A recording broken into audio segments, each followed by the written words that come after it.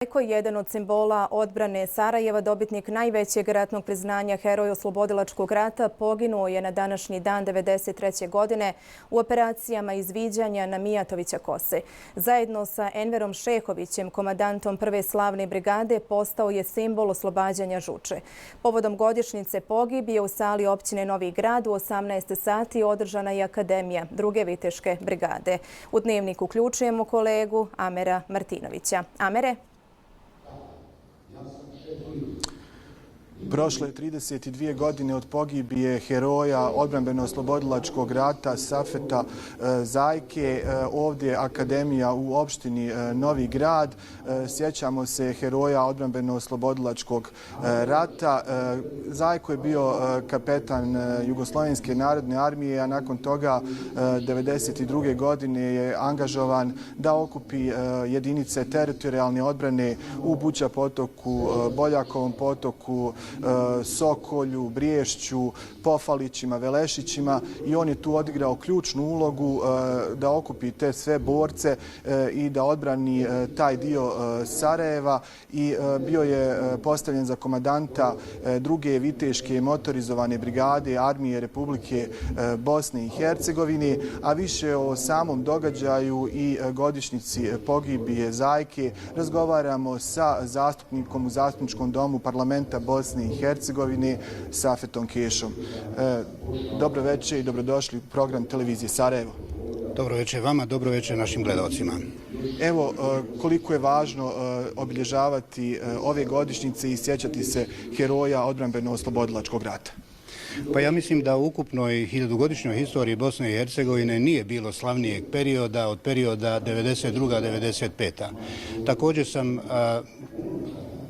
spreman tvrditi da nije bilo praktično ni generacije koja je u većoj mjeri pokazala odvažnost, hrabrost i najveće moguće epitete ljudskosti, humanizma i dostojanstva od generacije koju smo upravo mi predstavljali od 92. do 95. I ranije je bilo ataka na teritoriji Bosne i Hercegovine, na njeno stanovništvo, ali nikada takva nesrazmjera u naoružanju nije bila kao u periodu agresije na Bosnu i Hercegovinu od 92. do 95. Stoga tvrdim da je ovo najbolja generacija ljudi koji su ikada živjeli i branili našu domovinu, a imali smo čast da nas predvode, da komanduju našim brigadama heroji kao što je bio Safet Zajko. Safet Zajko je poginuo na današnji dan 1993. godine. 5 dana prije pogibije Safeta Zajke poginuo je Safet Isović. On je bio zamjenik Zajkin, zamjenik komandanta, a ukupno u nekom rasponu od 45 dana poginuo je onaj koji je došao da zamijeni Safeta Isovića nakon njegove pogibije, to je dakle Salko Muraspahić.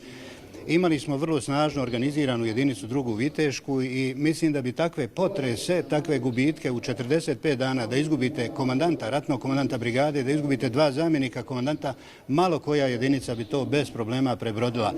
Dakle, naša organiziranost do tog perioda, do 93. do juna mjeseca 93. godine, bila je već na zavidnom nivou i najbolje to potvrđuje činjenica da mi nikada ni za milimetar nismo zapravo izgubili dio svoje teritorije koju smo branili. Branili smo dakle od 92. do kraja 95. godine zapadne kapije grada Sarajeva. Ponosan sam na te ljude, bio sam njihov saborac i ponosan na činjenicu da u našoj brigadi nikada nije bilo nikakvih ratnih zločina ili nekih neprimjerenih radnji te vrste. I evo koliko je danas također bitno nastaviti tu borbu neoružanim sredstvima, ali vidimo da Bosna i Hercegovina je i dalje meta određenih struja koje žele dijelove ove zemlje i nisu odustali od toga. Vidimo to čak i kroz državne institucije, vidimo to kroz različite nivoje vlasti, da imamo one koji još uvijek vjeruju da je moguće postići tu veliku Srbiju ili veliku Hrvatsku. Tako je, nažalost živimo na prostoru, na ovoj vjetrometini balkanskoj, gdje nas i preko Save i posebno preko Drine već desetljećima pa i stoljećima posmatraju kao nekakav plijen. Dakle, jedini način da odbijemo neprijatelja u takvoj situaciji jeste da pokažemo svoje jedinstvo, svoju spremnost da branimo domovinu i mi smo praktično u tom periodu 1992. do 1995. godine otkrili sami sebe, jer nismo poznavali ni mi granice vlastitih vrijednosti, ukupnih vrijednosti. Spoznali smo ih sa velikim zadovoljstvom u tom periodu i vidjeli smo da se na ovim prostorima zaista rađaju heroji, uvijek spremni da brane svoju domovinu.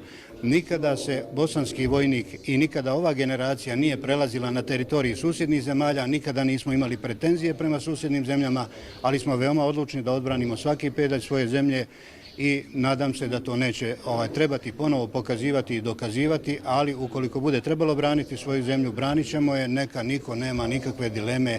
Evo to ja govorim i kao smjerni građanin koji je i danas i sutra sa ovim svojim saborcima i s našim potomcima spreman braniti ovu našu zemlju. Jer prvog trenutka kad se dogodi da pokažemo svoju nespremnost, da branimo svoju zemlju, ona će se ponovo naći na pladnju poput plijena, nastojaće da rasture ovu zemlju i mislim da moramo biti spremni u svakom smislu. Danas je ključna borba za Bosnu i Hercegovinu negdje u parlamentarnim klupama. Evo, kao što vidite, držimo se dobro i u parlamentarnim klupama, iako mi vrlo jasno prepoznajemo organizirani nastup i to neko strateško partnerstvo u provođenju nekih projekata koji su po svojoj suštini anahroni, koji zagovaraju neke velikodržavne koncepte, veliku Srbiju, veliku Hrvatsku i tome slično. Dakle, mi smo na svim poljima apsolutno spremni da se tome suprotstavimo. Gospodine Kešo, hvala vam što ste gostovali u programu televizije Sarajevo. Hvala i vama. Pozdrav našim gledalcima. Hvala još jednom. Ja ću samo još jednom napomenuti da je Safet Zajko dobitnik Zlatnog Ljiljana. Tog Zlatnog Ljiljana dobio je još 1992. godine, a postkumno je 1994. godine nagrađen ordenom Heroja odbrambeno-oslobodilačkog rata. Studio.